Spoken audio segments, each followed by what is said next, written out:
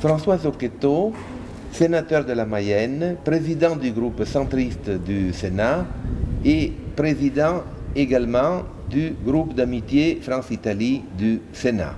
Il est un véritable spécialiste des relations entre l'Italie et la France. Bonjour Mickaël. Bonjour. Je suis heureux de vous accueillir au Sénat cet après-midi. C'est vrai que nous nous retrouvons régulièrement pour échanger sur la politique française, la politique italienne et les relations entre nos deux pays. On est dans cette salle magnifique qui nous rappelle un peu l'architecture italienne de l'époque de la construction du palais du Luxembourg. Et oui, puisque nous sommes dans le palais de Marie de Médicis, donc Marie de Médicis qui est arrivée d'Italie et qui a épousé le roi Henri IV. Et elle avait fait construire ce palais qui est devenu le Sénat. Nous avons beaucoup de chance de travailler dans un cadre inspiré par les artistes et architectes italiens. Cette salle est magnifique. On avait visité ensemble également la bibliothèque qui est tout aussi magnifique. Il y a un escalier qui est une merveille. Oui, il y a l'escalier monumental qui part de la cour d'honneur. Il y a cette bibliothèque avec les plafonds peints par Delacroix. Il y a cette très grande salle des conférences avec toutes les dorures et sculptures qu'on est plus habitué à voir, c'est vrai, en Italie qu'en France. Il y a beaucoup de pièces, beaucoup de bureaux historiques et c'est vraiment agréable de travailler dans ce lieu chargé d'histoire. Donc c'est un lieu magnifique, mais en même temps, c'est un lieu de travail. Évidemment, c'est là où siège une des institutions de la République française, le Sénat, puisque comme en Italie, le Parlement en France est composé de deux chambres. Il y a la Chambre des députés et le Sénat. Nous sommes ici donc au Sénat où travaillent 348 sénateurs qui représentent les différents départements français. Les compétences du Sénat sont quand même assez différentes de celles de l'Assemblée nationale. Les sénateurs sont élus par les grands électeurs, c'est-à-dire par les élus locaux que sont les maires, les adjoints, les conseillers municipaux, les conseillers départementaux, les conseillers régionaux et les députés, alors que les députés sont élus par l'ensemble de la population. Mais pour le reste, nous faisons un peu le même travail. Quel est notre travail ? Il y a deux grands domaines d'intervention pour les sénateurs comme pour les députés. Premièrement, nous faisons la loi, nous écrivons la loi, nous légiférons. Et je dis tout de suite, nous faisons trop de lois. Et puis notre deuxième champ d'action, c'est le contrôle de l'action du gouvernement. Nous menons des commissions d'enquête, des missions d'information, nous allons sur le terrain et parfois dans les pays voisins pour voir comment est appliquée la loi ou pour voir ce qu'il faudrait faire pour que ça marche mieux. Et c'est vrai qu'il y a beaucoup de travail à faire car il y a beaucoup de choses qui ne marchent pas très bien en France. Je faisais référence aux différences entre l'Assemblée nationale et le Sénat car en Italie on critique beaucoup le système bicaméral, oui, appelé bicaméral parfait, c'est-à-dire oui, dans lequel les pouvoirs des deux assemblées sont sensiblement les mêmes. Oui. En France, ce n'est pas exactement comme ça. Car en France, nous avons voulu, dans la Constitution de la Ve République, éviter la situation de blocage que vous avez malheureusement en Italie.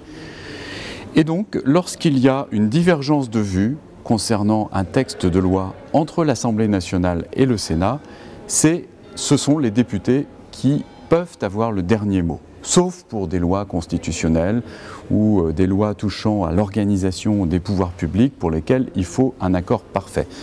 Mais sinon, ce sont les députés qui ont le dernier mot. Mais attention, les députés français payent très très cher cette prérogative, car le président de la République française peut dissoudre l'Assemblée nationale à tout moment, comme il veut, alors que le Sénat ne peut en aucun cas être dissous. Oui, et il est renouvelé en partie.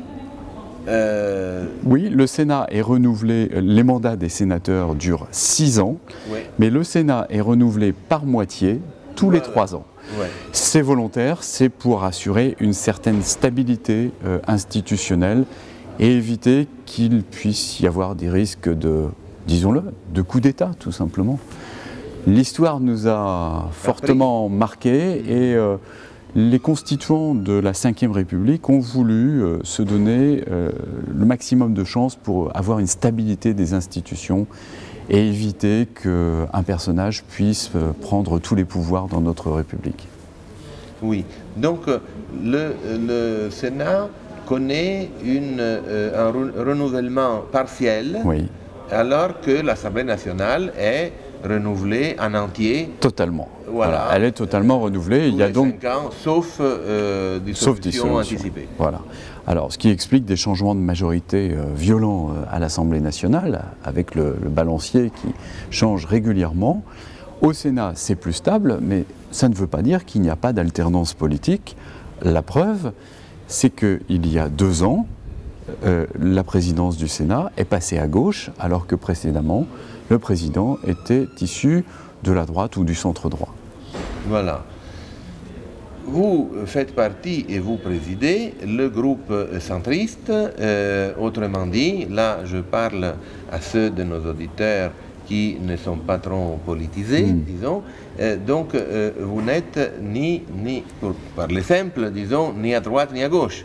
Nous ne sommes ni à droite ni à gauche, mais nous sommes plutôt quand même dans l'opposition, mais actuellement. Mais une opposition qui se veut constructive. Nous n'excluons pas, sur un certain nombre de textes, de soutenir ces textes, même s'ils sont présentés par le gouvernement, à partir du moment où ils vont dans le bon sens.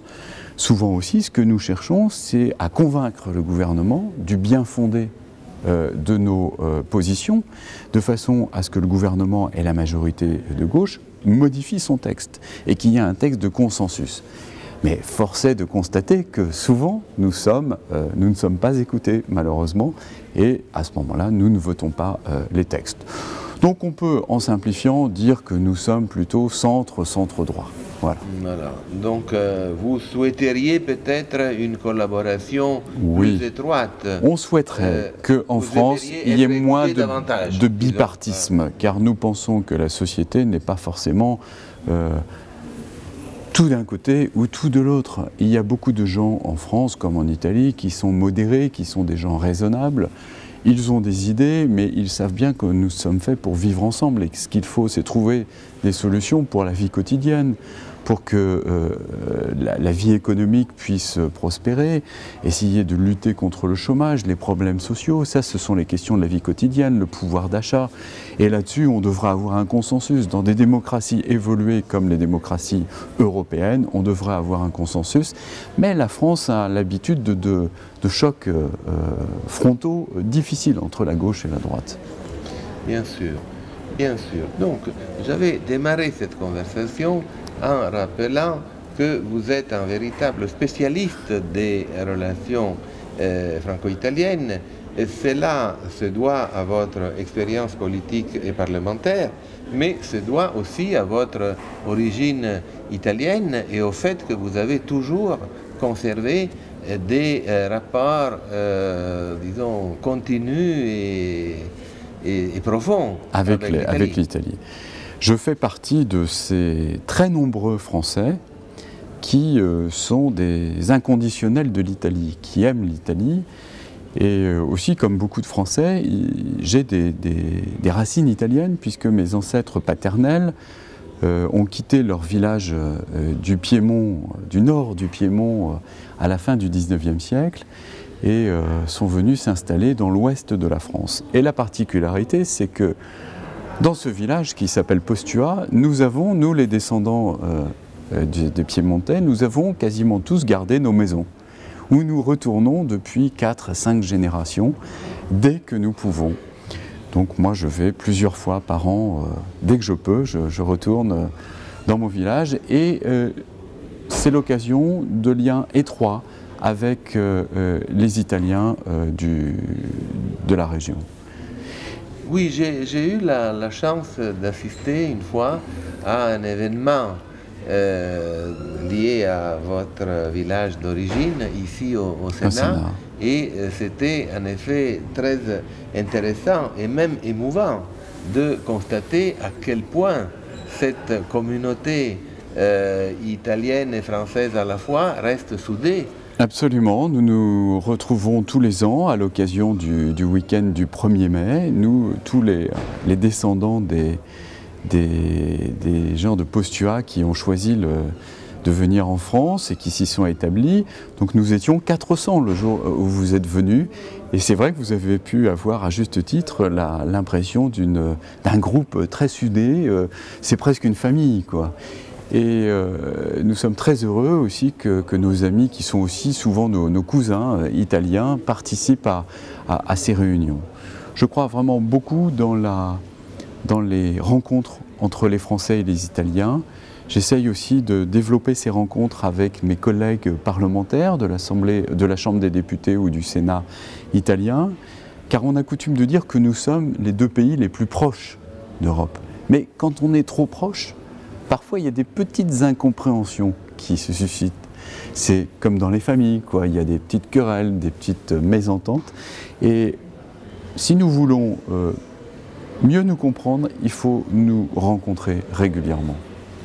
Oui, on a parlé de votre région d'origine, donc du nord du Piémont, mais vous vous intéressez à l'Italie dans son ensemble, oui. Et sur le plan des relations économiques et également des relations culturelles. Sur le plan économique, la France et l'Italie restent 2 partenaires mutuellement très importants. Évidemment, je pense que l'Italie est le 2e ou 3e partenaire de la France, aussi bien en importation qu'en exportation. Et je crois que dans l'autre sens, c'est la même chose, c'est le 2e ou 3e partenaire, puisque le triumvirat se complète toujours avec l'Allemagne. L'Allemagne, exactement, bon. Ouais. Il y a beaucoup d'entreprises italiennes qui ont investi en France et réciproquement, et je crois que c'est une très bonne chose. Mais ça, c'est intéressant aussi parce que l'homme de la rue, en France comme en Italie, ignore que le volume des affaires de son pays avec la France pour les Italiens ou l'Italie pour les Français est supérieur, par exemple, au volume des affaires avec les États-Unis d'Amérique. Oui, bien sûr, très nettement supérieur. Les gens n'y pensent pas. Oui. Parce que ce sont des échanges qui sont tellement ancrés dans l'histoire depuis des siècles que nous n'y faisons plus attention et pourtant ils restent déterminants. Je suis élu du département de la Mayenne. C'est dans l'ouest de la France. C'est un département rural dans lequel il y a une grosse production laitière et une grosse production de viande. Eh bien, nous avons dans ces 2 domaines beaucoup d'échanges avec l'Italie et je m'en félicite vraiment. Sur le plan culturel également, parce que les échanges, les expositions, les coproductions cinématographiques, enfin il y a toute une masse de sur le plan culturel, évidemment, les Français ont depuis longtemps les yeux tournés vers l'Italie, puisque ce palais du Luxembourg est à l'image de tout ce que doit la France aux artistes et au génie artistique italien. Nous avons trouvé une grande partie de notre inspiration culturelle en Italie. Et c'est vrai aussi que l'Italie s'intéresse aussi aux traditions et aux cultures françaises. Donc il y a beaucoup d'échanges. Mais il faut sans cesse néanmoins les entretenir, car ce qui semble aller de soi peut au bout d'un moment devenir une routine et finir par lasser. Donc nous sommes là, vous avec la Dante Alighieri, moi avec mon modeste groupe d'amitié France-Italie au Sénat, pour contribuer au renforcement, à l'entretien de ces relations. La Dante Alighieri et l'Italie en direct, bien sûr. Une toute dernière question, c'est-à-dire vous présidez le groupe d'amitié France-Italie. quelle est l'initiative récente la plus significative que vous pourriez... Eh bien, nous sommes allés avec une délégation représentative de tous les groupes politiques du Sénat, donc aussi bien de gauche, de centre, de la droite. Nous sommes allés en Émilie-Romagne il y a quelque temps pour rencontrer nos homologues et aussi les pouvoirs publics locaux. Et aussi, nous nous sommes intéressés à cette tragédie qu'a été le tremblement de terre pour voir comment les autorités italiennes ont réagi, car elles ont très bien réagi à mon sens. Il y a eu une efficacité dans les secours, dans la protection civile dont nous pouvons nous inspirer en France. Nous sommes aussi allés par solidarité avec nos amis et collègues italiens pour leur dire voilà, nous on pense à vous parce que ça pourrait aussi nous arriver. Et puis nous sommes le même peuple européen. Et puis nous avons eu des échanges avec le président du conseil régional de l'Émilie-Romagne. Et ensuite, comme toujours, nous passons à Rome, où j'étais d'ailleurs encore la semaine dernière, à Rome pour rencontrer les représentants de la commission des lois du Sénat italien et diverses autorités italiennes. Donc une activité intense. Oui, une activité intense, mais que je voudrais encore développer, car je pense qu'on ne fait jamais suffisamment. J'espère qu'on aura bientôt l'occasion de se revoir, et pour le moment, je vous dis un grand merci. À bientôt, Michele.